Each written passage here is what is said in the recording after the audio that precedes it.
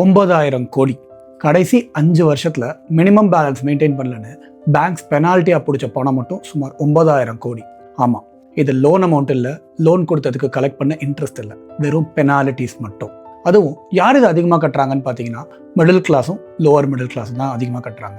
Almost எல்லா savings அக்கௌண்ட்ஸ்க்குமே minimum account பேலன்ஸ்னு ஒன்று உண்டு. அது கம்மியாக போச்சுன்னா குவாய்ட்டாக பெனால்ட்டி பிடிப்பாங்க. நிறைய டைம் இதுக்கு எஸ்எம்எஸ் கூட உங்களுக்கு ப்ராப்பராக வராது, ஸ்டேட்மெண்ட்டில் மட்டும் தான் தெரியும். ஒரு மாதம் சேலரி கம்மியாக வருது, இல்லை சடனாக ஒரு மெடிக்கல் செலவு வருதுன்னு அக்கௌண்ட்டில் எப்பயும் மெயின்டைன் பண்ணுற பேலன்ஸை விட நீங்கள் கம்மியாக மெயின்டைன் பண்ணிங்கன்னா அடுத்த மாதம் அதுக்கு பெனால்ட்டி கண்டிப்பாக வரும். நம்ம பணத்தை சேஃபாக போட்டு வைக்கிற இடம் தான் ஒரு பேங்க்.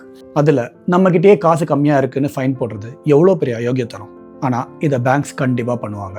ஏன்னா இது அவங்களுக்கு ஈஸி மணி, ரெண்டாவது பெரிய ரிஸ்க்கும் கிடையாது, எக்ஸ்ட்ரா ஒர்க்கும் கிடையாது, காசு கொடுங்கன்னு யார்ட்டையும் போய் கேட்க வேணாம், டைரெக்டாக நம்ம அக்கௌண்ட்லேயே அவங்களே உருவிக்க முடியும்.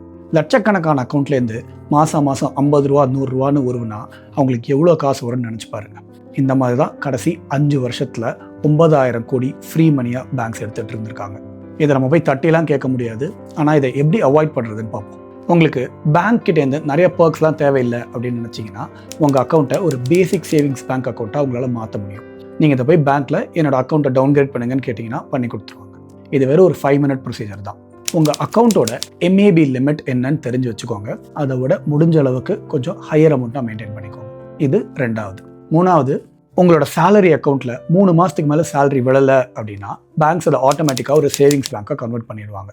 ஸோ நீங்கள் வேலை மாதிரி வேறு ஒரு பேங்க் அக்கௌண்ட்டுக்கு கன்வெர்ட் பண்ணுறீங்க அப்படின்னா எய்தர் அதை ஒரு பேசிக் சேவிங்ஸ் அக்கௌண்ட்டாக கன்வெர்ட் பண்ணிடுங்க, இல்லைனா அந்த அக்கௌண்ட்டையே க்ளோஸ் பண்ணிடுங்க. நிறைய பேங்க்ஸ் உங்களோட மினிமம் அக்கௌண்ட் பேலன்ஸுக்கு பெனால்ட்டி எடுக்கிறதுக்கு SMS அனுப்பாட்டியும் உங்களோட அக்கௌண்ட் பேலன்ஸ் ஒரு லெவலுக்கு கீழே போச்சுன்னா SMS அனுப்புறதுக்கான ஃபெசிலிட்டிஸ் வச்சுருக்காங்க.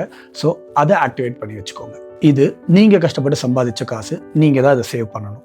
Saving money is also a skill. இந்த மாதிரி இன்னும் நிறைய இம்பார்ட்டன்ட் ஃபினான்ஸ் ரிலேட்டட் டாபிக்ஸ் தெரிஞ்சுக்கிறதுக்கு மறக்காம என் சேனலுக்கு சப்ஸ்கிரைப் பண்ணிக்கோங்க.